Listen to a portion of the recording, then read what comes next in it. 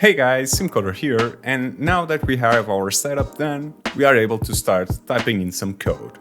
In this lesson, we'll go through how to get the authentication system working and how we can log in and register a user. So yeah, it will be really simple. We just have a couple of functions that we have to do in order to connect it to Firebase, and we have to write one Firebase function, which will be in our Firebase cloud server. This function will be responsible for creating the user object and adding it to the Firestore database. Because remember, in Firebase, the authentication user object is separated from the Firestore, which is a database user object. So we have to connect both of them in order to make sure we are able to access the user's data, for example, for the current logged in user. So yeah, that's really important. So let's do it.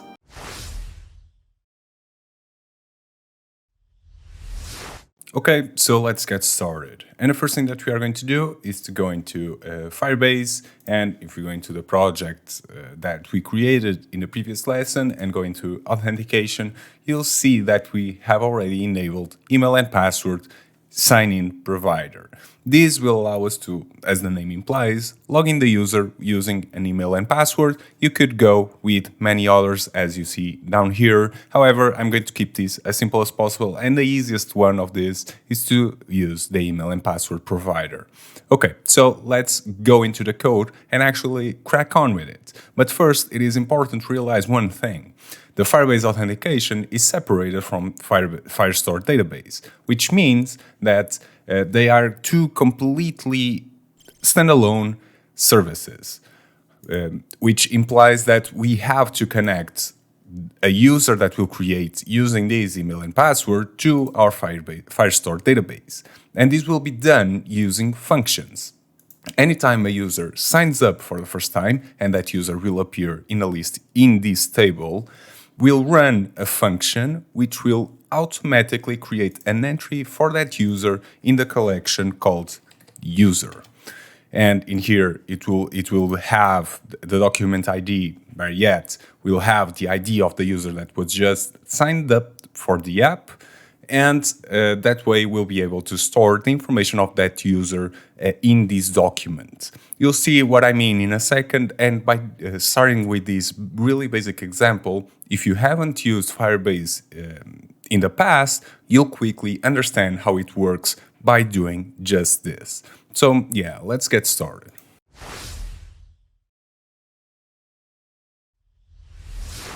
Okay, so here we are in our development environment, and the first thing that we'll do is install Redux. Redux, as I've told you in the past lessons, is a state management tool which will allow us to share data throughout the application without having to manually pass around the data that we get in one component to every other component, which would be impractical. So for this, I'm going to jump onto npm js.com, and let's do it like so. The first one that we'll install is Redux. As I said, it is just a state management tool which most developers use, especially when it comes to React. It seems to be the one that works best.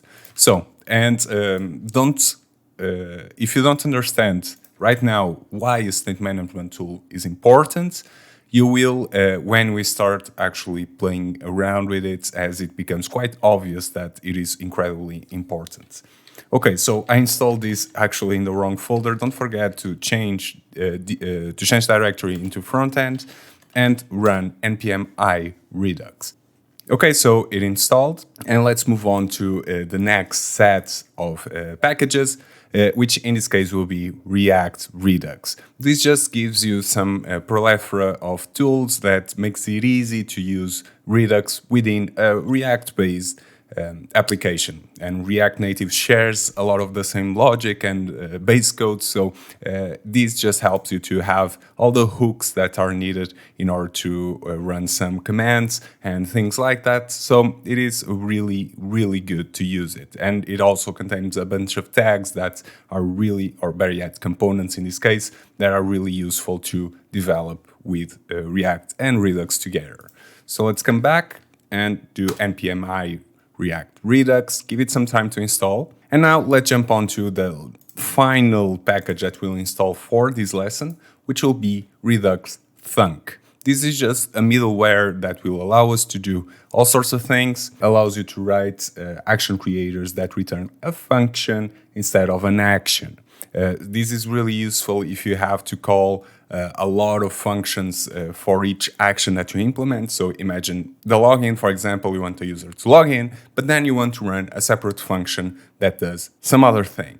Well, without this package, it wouldn't be that easy to do.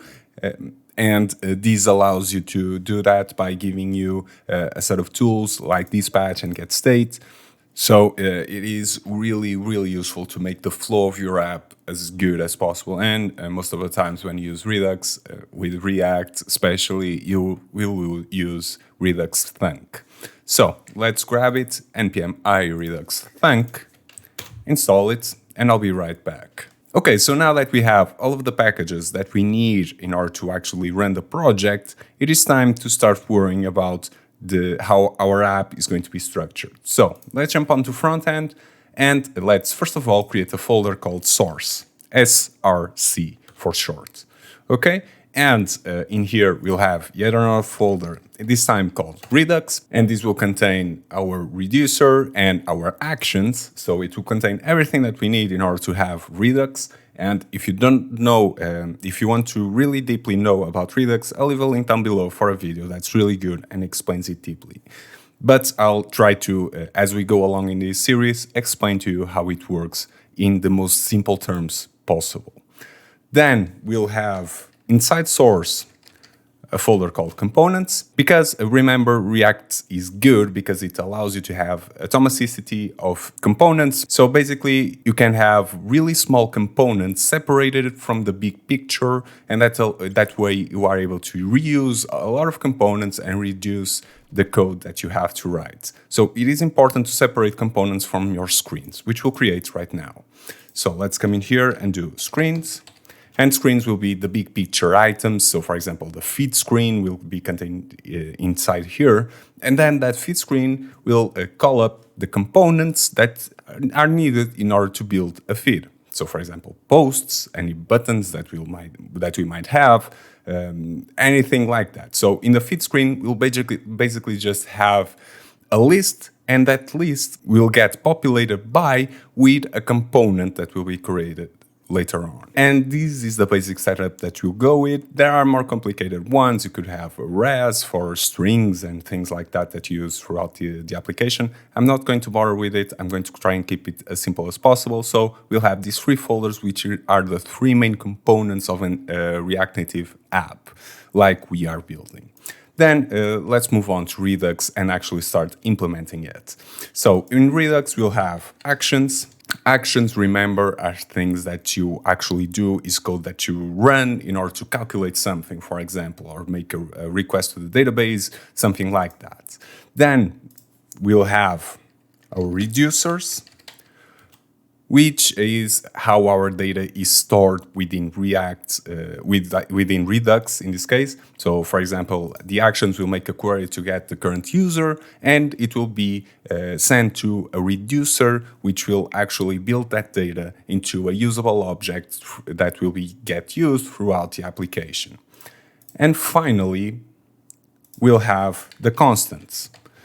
Constants will just allow us to structure better and to use good, clean code in order for an action to send information to a reducer, or better yet, to dispatch information into a reducer. And this way we can store them in variables, which will get used both by the actions and the reducers. I know this sounds confusing at the moment. It won't in a second, I promise. Okay, so let's start importing some things that are needed in order to run this. Okay, so let's make some space. And in this case, we'll import. The first thing will be provider from React Redux. Then we'll import from the actual Redux. And from the actual Redux, we'll create the store, which is basically the whole cake of Redux, which contains the reducer, the dispatcher, the state of the app, It is basically in the store that all the information is contained. But remember, you have the store, and inside it you have the reducer, which actually structures out the data in order to be used throughout the application. Then we'll use apply middleware, and we'll use this in order to connect Redux Func to Redux.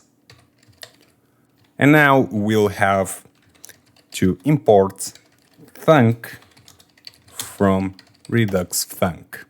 Okay, for now, this is the most important part, and the app isn't running. That's why it is giving that error. We'll restart it in a second, but for now, let's leave it as so. But it is also important to import the root reducer that we'll have. So for that, let's go into reducer and add a file which will be called index.js. So this is the home file of our every reducer that we have.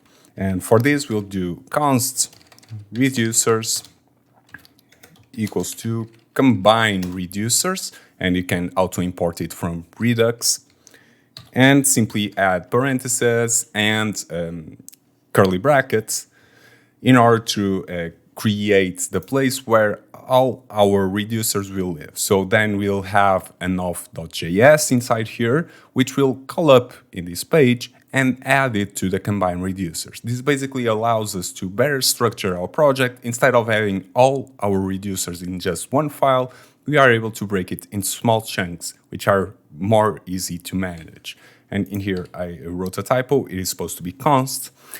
Then we are going to export default reducers. And by doing this, we'll be able to access it in app.js. So let's do that right now. Import root reducer from source. And now it's just a matter of finding our reducer. So Redux / reducers. And because we are using index.js file as our home file for the reducers, we don't need to specify the file in the path in here. You can simply say the folder, and it will automatically assume it is this index.js that you are pointing to. Okay, and now it is just a matter of putting it all together. The first thing that we'll do is come in here and say const store, and actually create our store for this. So create store, which, as you might remember, is the function that we imported a bit before that. And in this case, it will receive the root reducer of our app, and it will apply the middleware, which in this case is Func. Okay, and there we go. We have our store. It is as easy as that. However, we must make sure that our entire application is surrounded by a provider with this store, so that the entire application, the authentication part and the main part, is able to access all the work that we put into Redux. And for this, what we have to do is just come in here and say provider, close brackets, and call up store, which will be equal to, and within curly brackets, store, passing along this parameter. And we can move everything that's in here inside of this provider and save it. Now we have our provider having the children be everything that we have in our app, so we can access this provider anywhere that's inside of it. Okay, so now one good thing that you could do is to create a route which will actually handle all the transitions between the apps inside here. However, we are going to do this in the next lesson, as I don't want to handle the state of the user right now, as it would be really time consuming.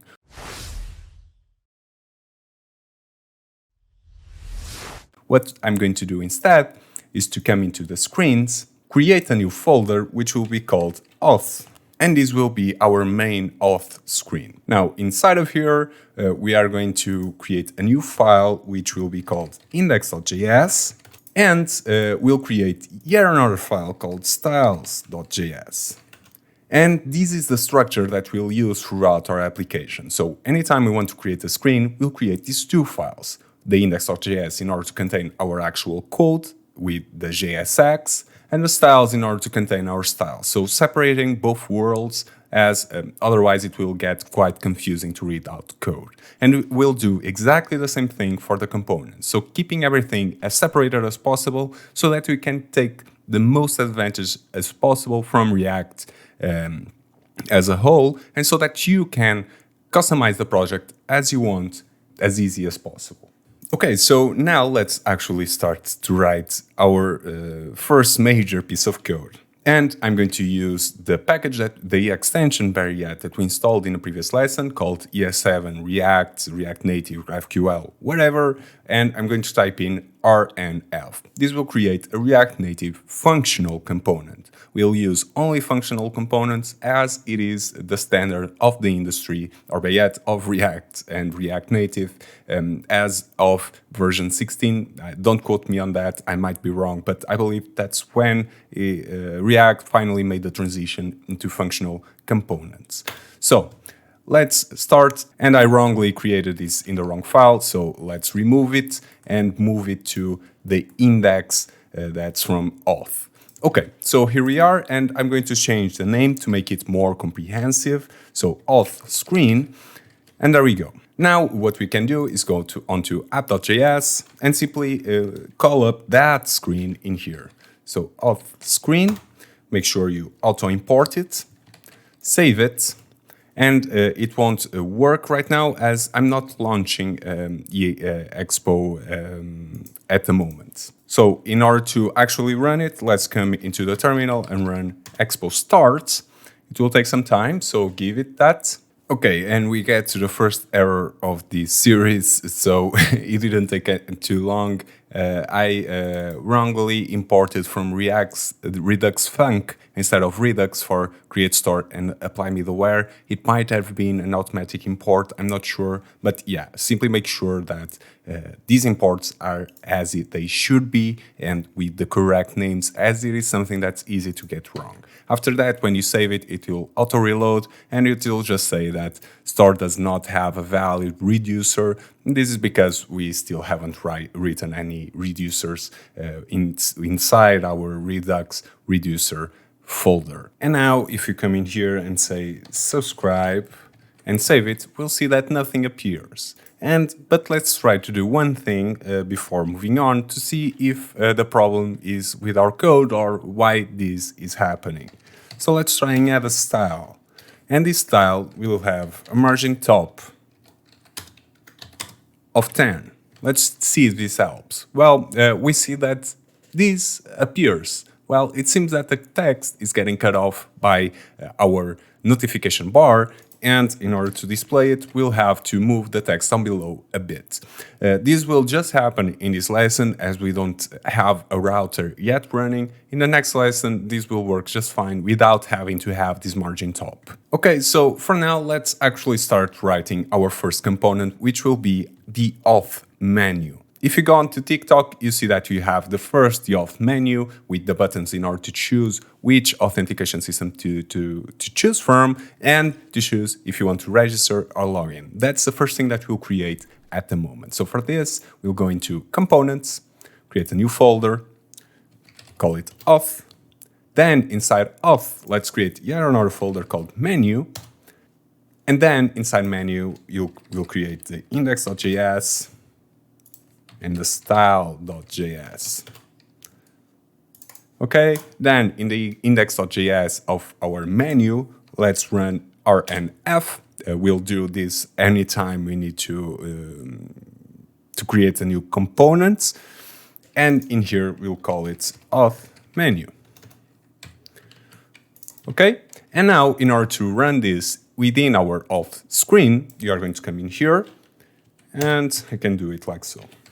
Auth menu, and auto import it from the correct location. There we go. Okay, and now if we remove this text, for example, and move it into the Auth menu, it should render out the Auth menu. So working like we wanted to. Okay, so let's actually start up writing some code and the first screen that we'll have. So in this case, we'll have first our style, which will be from the style JX. And for this, we must come in here. And again, this is something that we'll do for every single component. we'll import style sheet from React Native. And if you go down below, we'll create a const called styles, which will be equal to style sheet dot create and open up curly brackets. This style sheet simply allows you to have the styles of your component in an easy to manage function and making sure everything gets separated. And then if you create, for example, a container tag in here, and let's do it like so, you'll simply have to call up styles.container within your component in order to use it. This is just a way to clean up your code a bit. So let's do export default style so that we can access it throughout our component. And the first container that we'll do, we'll just have a flex of 1 to make sure it occupies the entire screen. So let's come right in here and do styles, import it from .style.container. And there we go. So the first thing that we'll do in here is the button that appears in the TikTok screen. We'll standardize the button for the login with email and password. And if you wanted to use Google or any other provider, you could just duplicate the button and implement it again in the grid fashion. Okay, so before that, we see that TikTok has some text that appears above the functions. This will say login if you want to log in or sign up if you want to sign up. It isn't exactly that text, but I'm going to try and keep things as simple as possible. So for this, we'll do login, and then we'll change if we are in the sign up page. So we'll reuse this component for those two things, and we'll add some styles to it.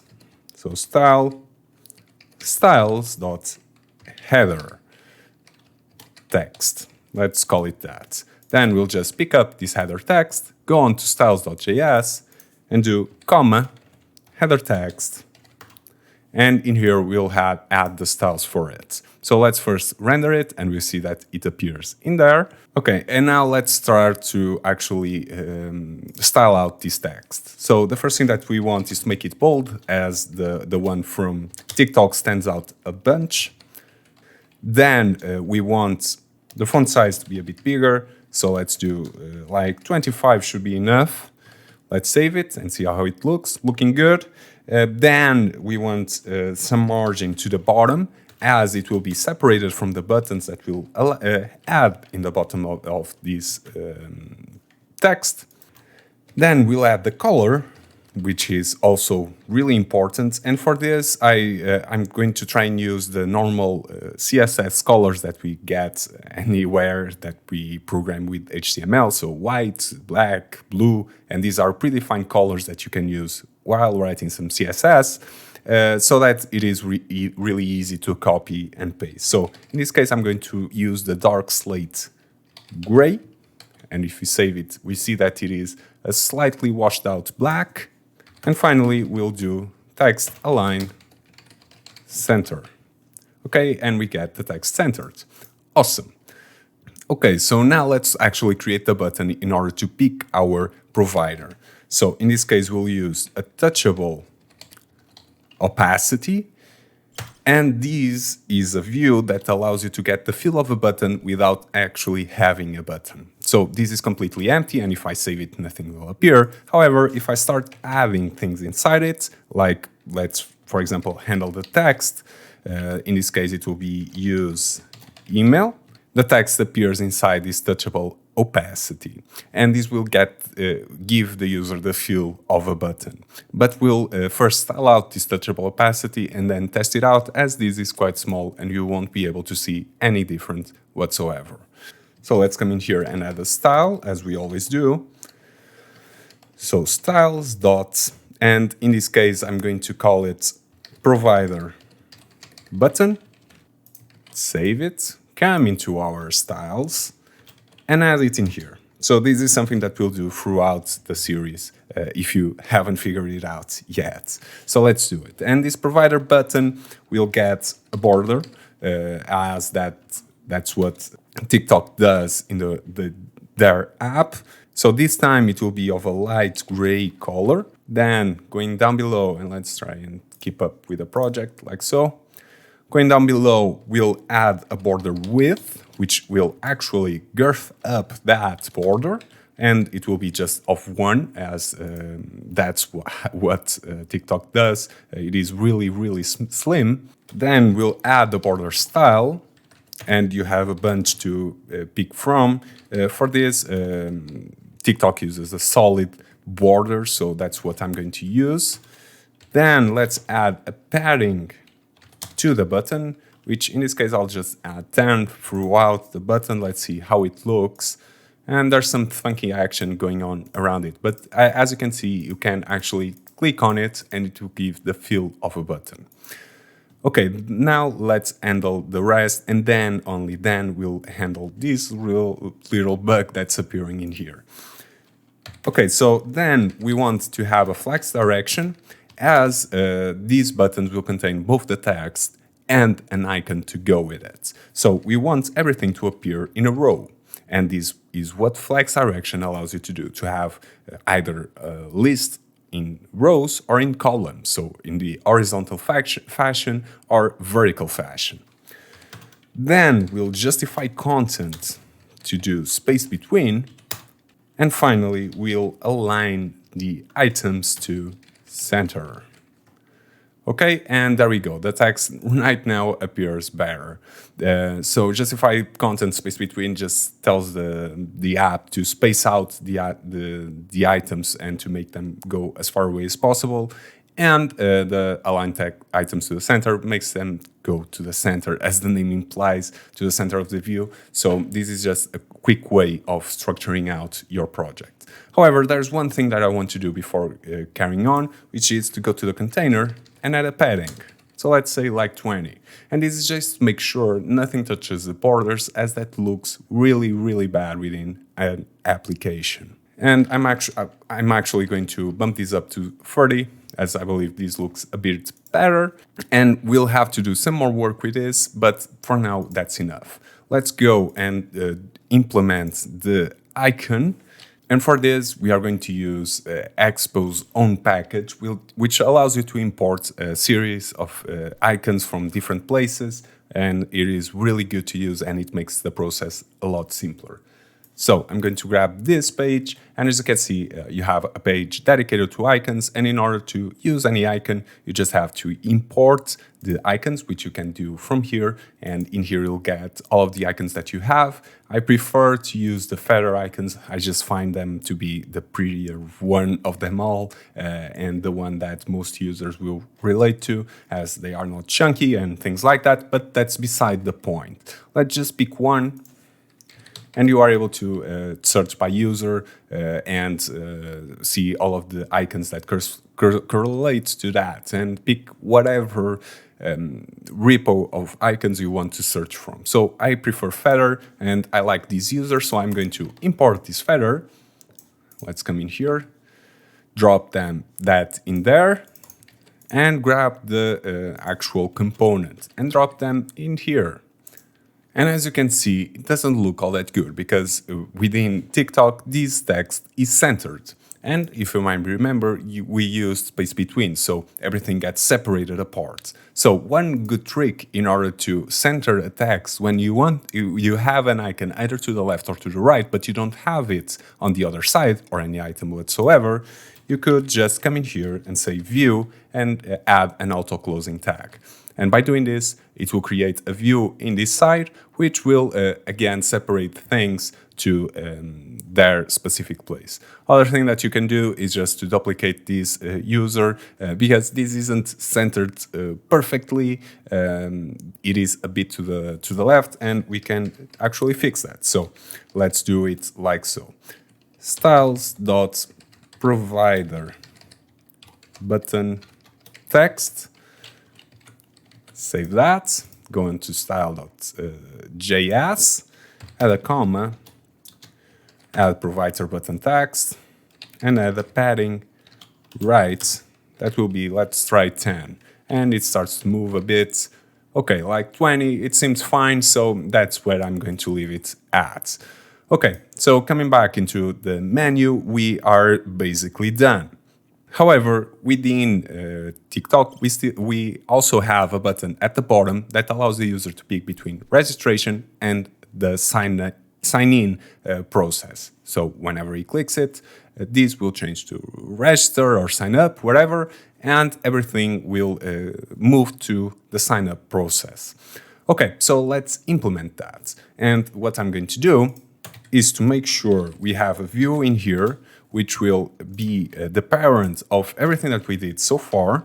And this is because, and let's save it, get out of there. Okay, and this is because, well, while in here we have a padding of 20 surrounding everything, this button is right against the edges at the bottom. So I don't want it to be affected by it. Okay, so let's move this style onto these parts. And I'm going to change the name. So I'm going to say container main, for example. Not to get everything confused, as it is always important to give good names to the components that you do and to the styles that you create. Okay, and for this, it will follow the same logic as we did before. We'll just have a touchable opacity in here, and it will have style, which we'll call up styles dot container bottom button. And in here it should be container, like so. Let's save it. And there is an error because I didn't close this tag. So let's save it like so, and let's import the style in here. So style container button bottom, and we'll create the text right now so as to actually be able to see what we are doing. So text, and let's say don't have an account, question mark, sign up. And we'll do some cool stuff with this sign up as it appears in a different style within TikTok. And this, even though this don't have an account, appears as a normal text. Okay, so let's save it. And as you can see, it went to the top. So let's try and fix that right now. So let's add a style in here. So styles dot container. Let's go to the top as it is the first style to be created. And let's add just the flex one. And when we save it, we see that don't have an account appears up top, which is odd, to say the least, because, well, it is down below in the hierarchy of the component that we just created, so it doesn't make all that sense. So in order to actually fix this, it is probably to do with the off screen that we have. So we see that it just has the margin top. Let's try and add flex 1 to make sure it occupies the entire screen. And as you can see, everything gets fixed and it gets pushed to the bottom. So what we are going to do is to come in here, go into the screen style, and I'm going to grab what we did for the component menu and paste it in here so that we can get all the boilerplate code as fast as possible. So let's add flex 1 and let's add the margin top. Save that. And let's import styles from the screen's Auth and add the container. And now it should work, and it should be working just fine. Okay, so let's move into the index.js and open up index.js and style.js. And in this case, let's try and make this look a bit better as we change the parent directory. And because of that, some things might be a bit skewed. So the first thing that I'm going to do is change this padding, as it seems like it was way too much when compared to the normal one. And it still appears to be, so let's try and do with 10. Okay, 10 looks good. It looks similar to TikTok.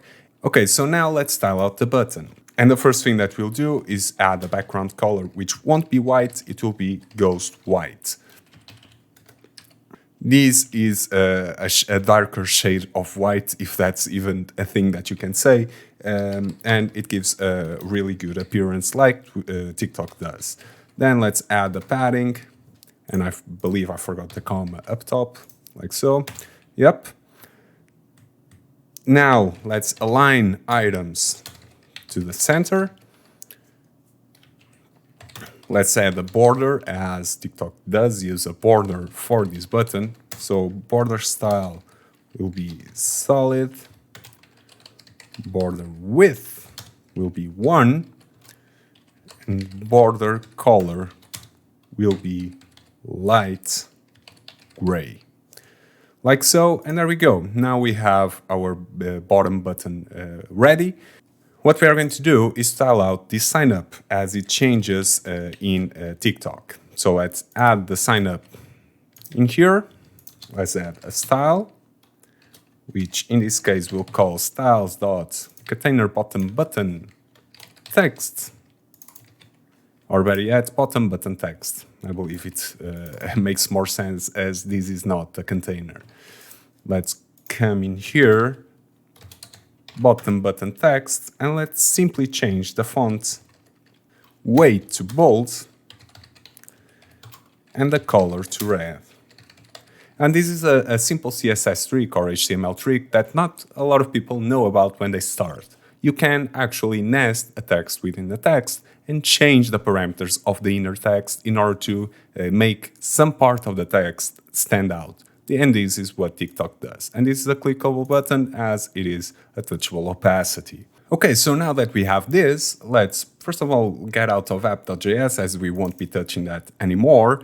And let's come in here and add a tracker for the auth page that we are on. So for this, we'll use state. And this use state will get auto-imported from React. And it allows you to get a variable within your component, which will update the app if it is changed. This is the easiest way of understanding why we need this type of special variables. If you change any other variable, so if you define li equals to 0 and then alter it later on, your app won't get updated. But if you do use state and you call it like so, let's first of all remove this, use state, and you are able to auto-import this boilerplate code. And in here you define auth page, for example, which is the name of the variable. And then we are also going to change the setter. So auth page, and let's set this to 0. If we change this variable using the function setOfPage, it will automatically re-render the components that are affected by it. Okay? So that's the easiest way of understanding why use state is important, why state variables are important in this case. Okay, so now we must pass around this variable to our auth menu. And to do this, we'll be passing it as props. So auth page equals to open curly brackets auth page. And we need also the set of page as whenever we click use email, for example, the auth menu will be the one responsible for altering the state of the off-screen component. So let's do set of page, save that. And now going back into our menu, what we can do in order to access the props that were passed along from the previous components is to go up top into the function where it is created, and let's simply add curly brackets. Let's go into index.js, grab auth page, just make sure I don't make any spelling mistake, set of page, and there you go. Now let's go into the second touchable opacity and do onPress equal to parentheses, open arrow function, and we'll do if of page is equal to 0, and this is a tertiary operation. This is just a cleaner way of doing an if. We'll do set of page to 1. If not, then set of page to 0. So basically, this will define if we are in the sign up mode or in the register mode, or in the sign in mode, basically. If the auth page is set to 0, we are in the sign in mode. And if you want to change by clicking this, we'll move into the sign up mode. And we want to change the text according to that. So in order to do that, we'll do yet another tertiary operation, which is just a fancy name for doing quite an easy operation. Then we'll do open curly brackets of page, and this is what's called conditional rendering within React. So if of page is equal to 0, then we'll show the text in order to sign up. However, if it is equal to 1, which means this part will get triggered, then it means that the user is on sign up and we want to show the sign in button. Okay, so this can get quite confusing, but it is simple if you give some time to think about the logic. So already have an account, and if so, then sign in. Okay, and if we click this, we see that the text changes if we click the button, and we are able to move it around according. However, we also want to change this text. So for this, we can simply come directly inside of the text brackets, open up curly brackets, and do of page equal to 0. If of page is equal to 0, then we are going to show sign in.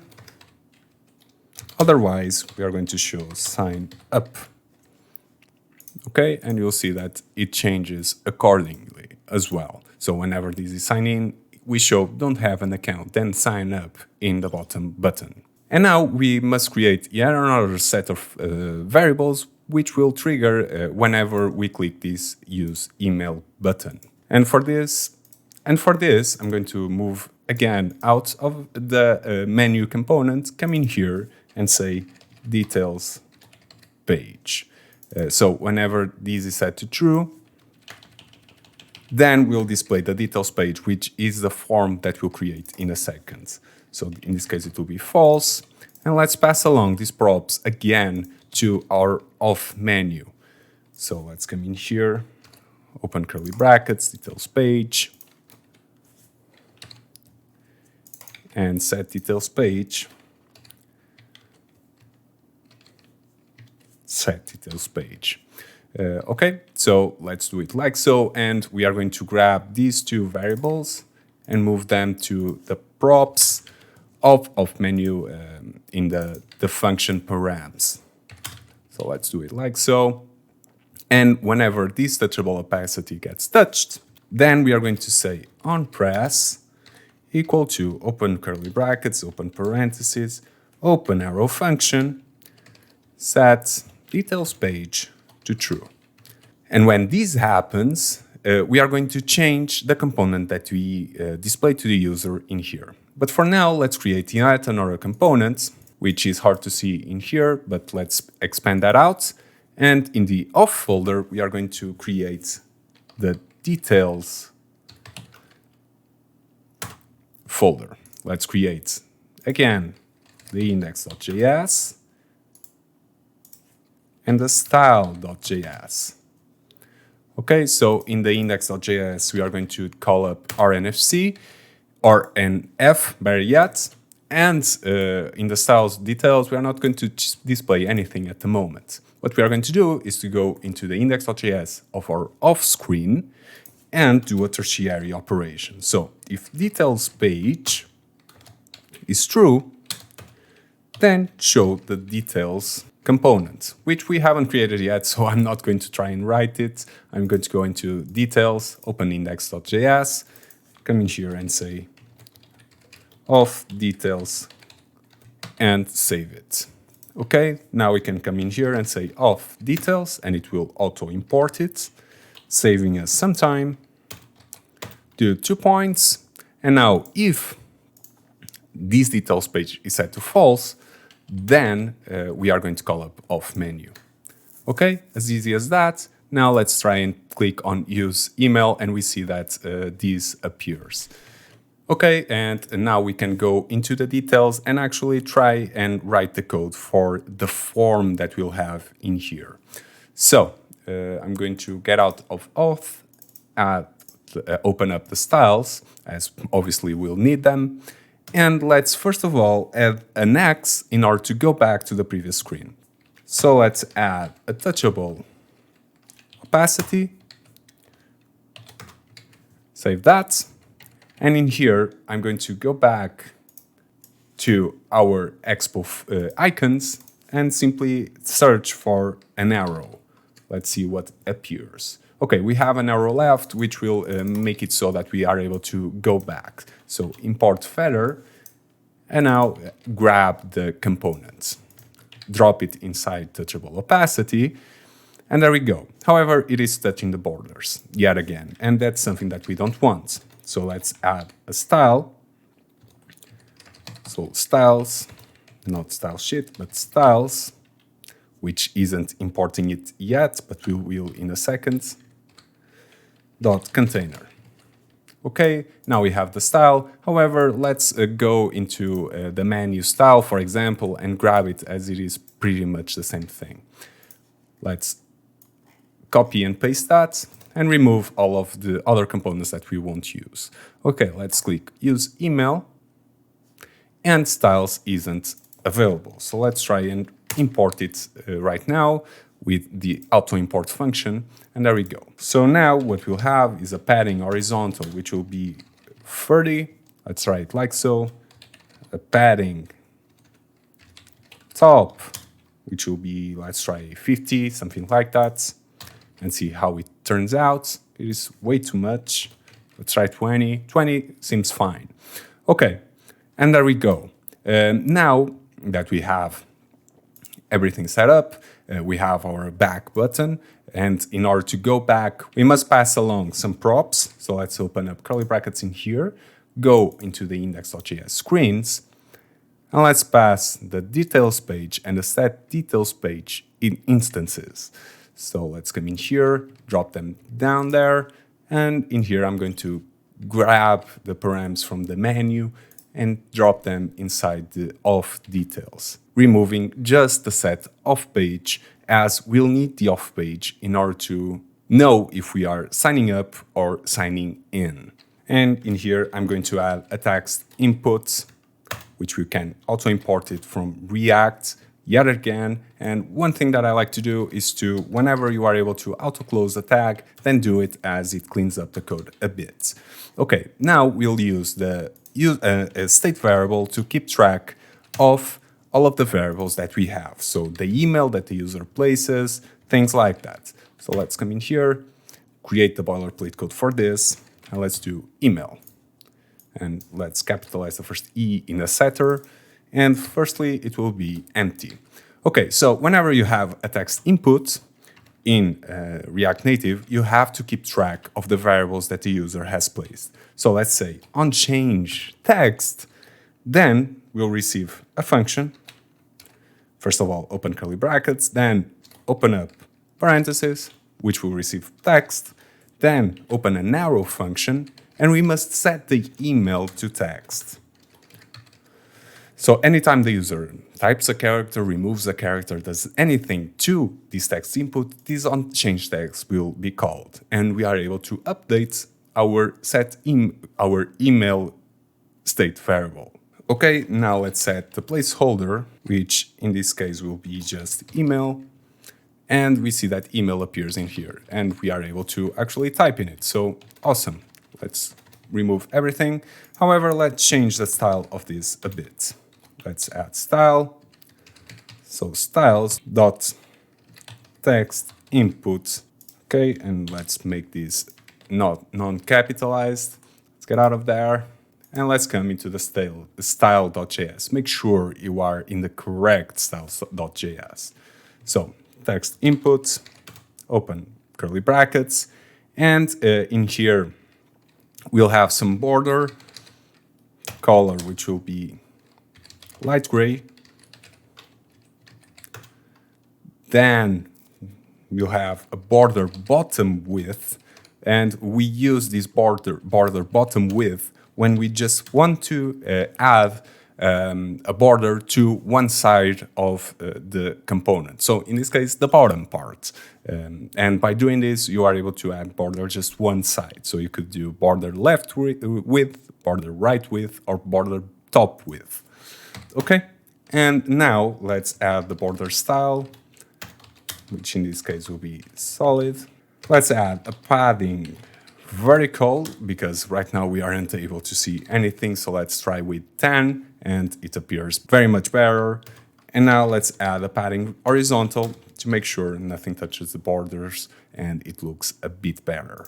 Okay, so awesome, it is working as intended. Now we are able to go back into the index.js and double up on this text input. Double up again on the email state variable and change it for passwords. Then set passwords. And you see that two blocks appear.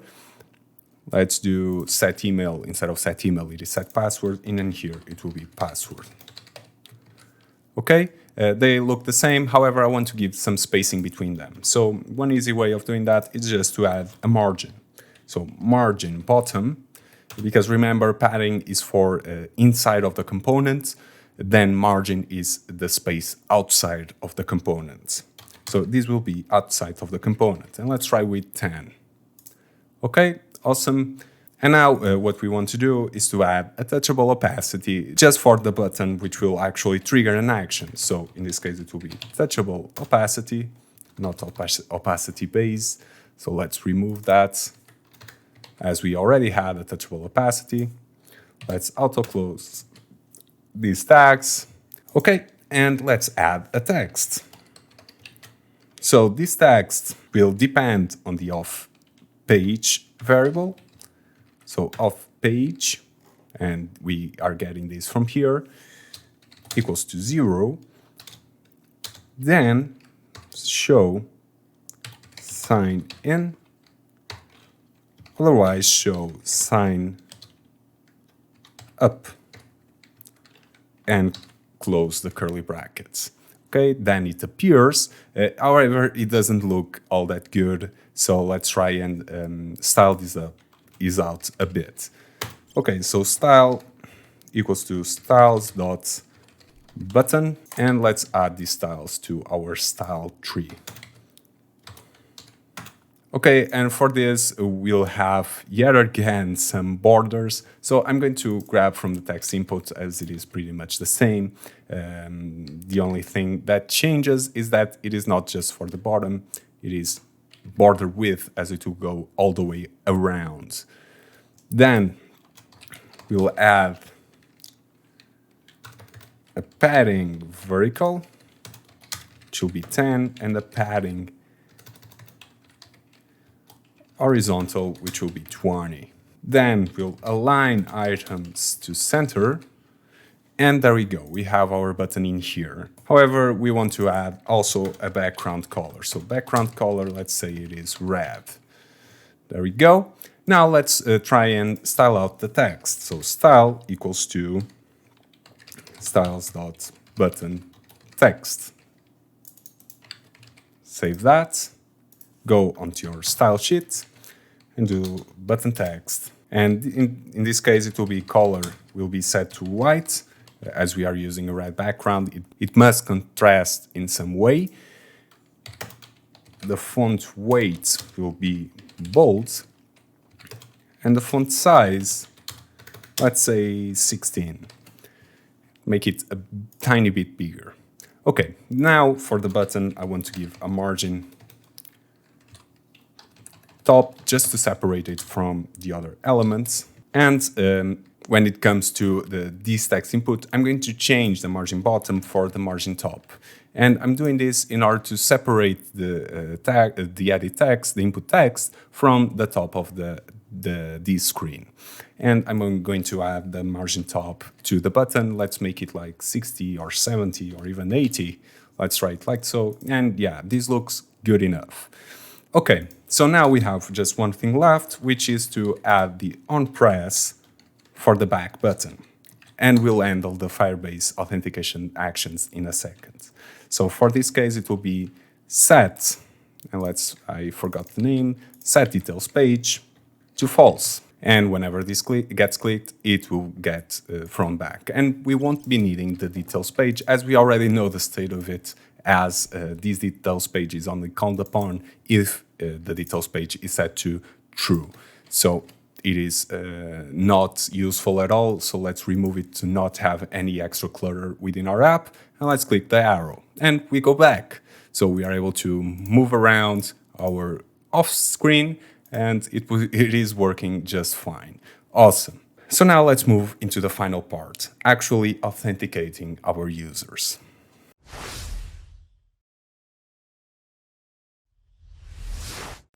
Okay, so in order to do this, we are going to do everything within Redux. As I've told you in the earlier lessons, I want to separate the front end from the logic of the app or any HTTP requests, things like that. So we are going to do everything within our actions, Redux actions, even if we are not going to alter any state of the application with those actions. So let's first of all add the index.js file, as we always do. Then add an auth.js file, which will be responsible for all the authentication parts of the app. In the index.js part, we are going to export asterisk, which means all, from auth. Okay, now let's close this up as we have all of the files that we need. Let's go into auth and actually write down the code that we need for this. Okay, so first of all, we are going to export const login equal to email password. These will be the parameters that will be received by this function. Then we'll pass along dispatch, which won't be used in this lesson, but will be used later on. And then we'll start a promise. As the login system doesn't work right away, so it isn't synchronous, which means that the code will go line by line right away, it will have to wait for a response from the server, which makes it asynchronous.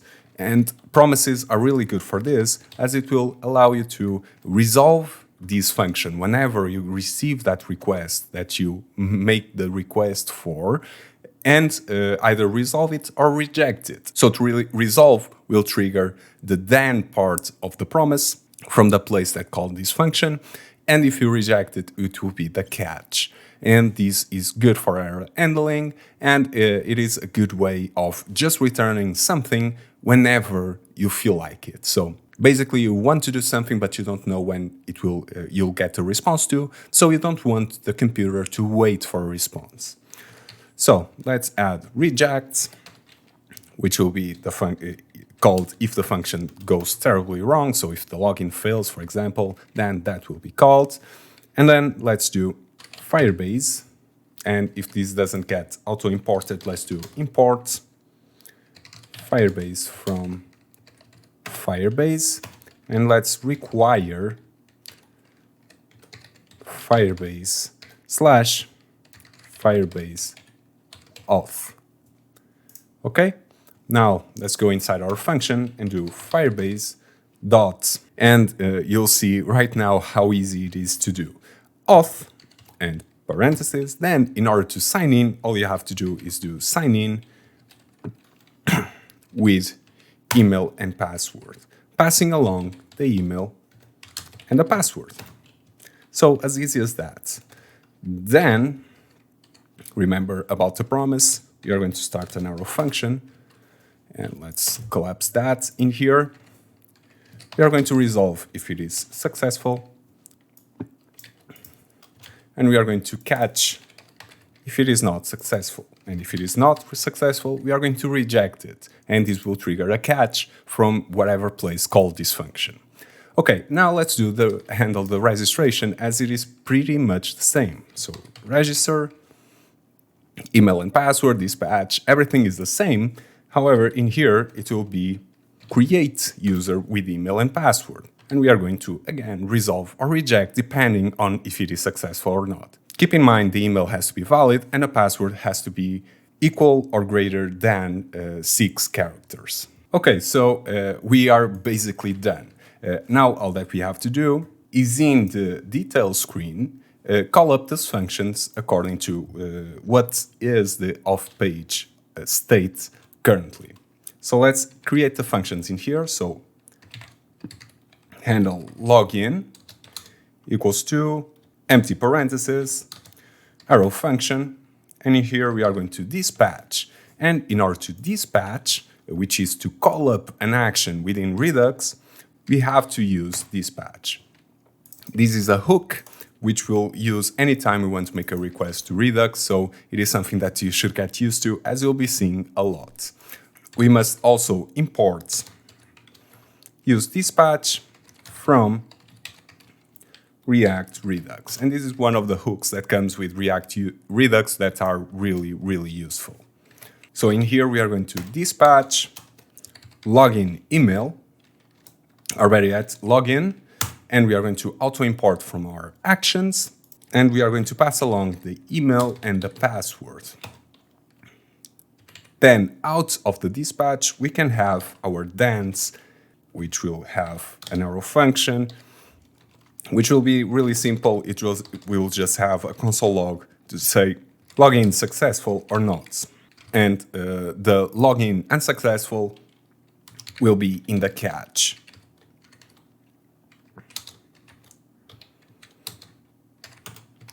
Okay, login unsuccessful. Let's give some space, save that, and let's do the handle registration. So handle register, and in this case it will be register instead of login. But apart from that, it is the same. Awesome. So now we must choose when are we going to call each of these functions. So for this, we are going to go to the button, the sign up button in this case, and do onPress. If of page equals to 0, then we are going to handle login. If not, then we are going to handle register. Okay, it seems fine. Let's just change this for register successful or register unsuccessful so that we know where these console logs come from. Let's sign up, go in here and do test. And for the ads, we must do it directly within our emulator. And then for the password, let's do 1234556. And as you can see, the password appears, which is not that good as you want to hide it. So let's do secure test entry, and this will hide the password. Let's sign up. Okay, so after a lot of digging around and figuring out that it was giving an error saying that no Firebase app has been created, I figured out that it might have to do with the initialization part. So before that, we had this code, which for some reason it isn't working at the moment. So if I now try to run, now it will work, but previously it wasn't. So if you get register unsuccessful and there's a message saying that no Firebase app has been created, then try to remove this if and see if that helps, as it did in my case. So now that I was able to initialize this user, and let's try and create another just for good measures. Let's say test2@gmail.com. Let's register, and register was successful, and now it is working. I don't know why it wasn't, but yeah, that's in the past. Now, if we go into the authentication page, we see that two users appeared, a test and a test2@gmail.com. So they are getting created. Awesome. Now, the second part, as I've said, is to actually add those users to a collection in here, which will contain all of the users that are registered within our app. So let's do it with Firebase Functions.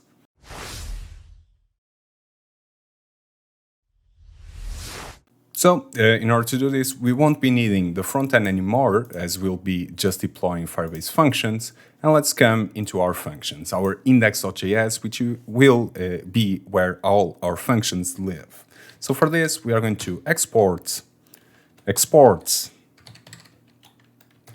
new user, and this will be the name of our new Firebase function, equal to functions.auth.users, or better yet, user.onCreate.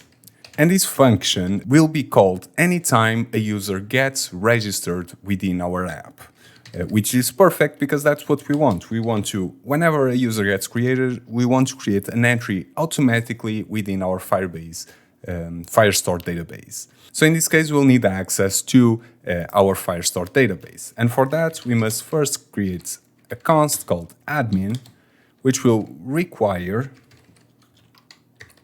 Firebase admin, which will give us admin privilege to use the database. Then we say admin.initialize app. And finally, we do const db equal to admin.firestore.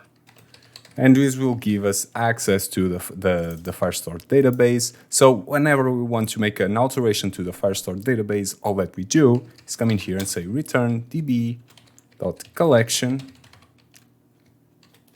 user, because all of the users will live within a collection called user, as we saw in the beginning part of this lesson. Then we say that the doc, which will be with the ID of the user. So each user will get a specific document with their ID, and we are not going to auto-generate an ID. The ID of the Firestore database will match the ID of the Firebase authentication page. So in this case, we can get that ID by doing user.uid, user being the user that was just created. Then we'll do create JSON.parse, and inside it we'll do JSON stringify user. This was the easiest way of just dumping all of the information of a user to a collection. So by doing this, we make sure that everything that Firebase knows about the user, that Firebase Authentication knows about the user, better yet, we'll just dump that all into the database. Okay, so now let's actually deploy the project. Go into a new terminal, which you can go by clicking this plus sign, change CD into backends, and now let's do Firebase deploy. Give it some time. It might take a long time to deploy. So yeah, go grab a cup of coffee and I'll be right back. Okay, so the Firebase functions have finished deployed. And in order for you to actually view them, I'm going to open up Firebase in here. Let's extend this, go into functions, and you'll see that onUserCreate with the name new user will appear. This is a function that we've just deployed. So now let's go into our Firebase database, Firestore database better yet, and let's come in here and open it up in a big window, and let's try and register another user called test3@gmail.com. Let's run it, refresh the page, and a document for this user is created. Let's go into authentication to see if the IDs match out. So in here it is IOUNG, starts with that, and the document starts with that as well. And it has all of the information that was passed along from Firebase Authentication. So it is working. Now in the next lesson, we'll handle routes and actually moving on to the main part of the screen whenever we sign in, so that the user can actually use the app, as right now the user doesn't know if the authentication was successful or not. So there we go. We have our authentication system working, and we are now ready to jump into the next part of the series, which will be to actually start working on the feed, creating a post, and all of that. So yeah, if you like this video, then please do leave it a like, subscribe, and hit the notification bell so that you don't miss any single video in the future. I hope to see you again tomorrow. Ciao!